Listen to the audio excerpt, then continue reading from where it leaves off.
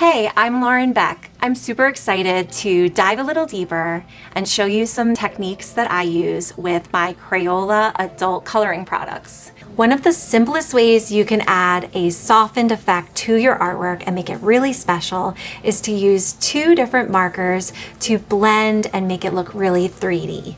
Let's get started. I'm selecting two colors from a color family.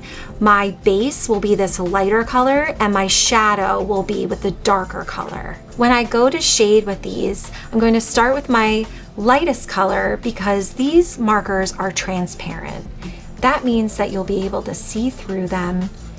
And if you start with too dark of a color, then you won't be able to see underneath. I'm using the brush side of the marker because I have this really thin tip that lets me get into these little teeny tiny details. And I'm moving fairly quickly so that the alcohol marker doesn't dry on me before I'm ready to add my shadows in.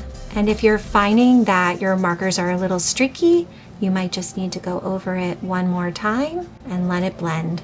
Now I'm ready to add shadow. So I'm imagining that the light is hitting this fanny pack and the shadow is more around the edges to make it pop out and look 3D.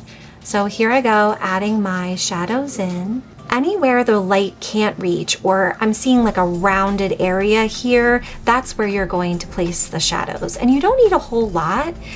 A little bit of shadow goes a long way.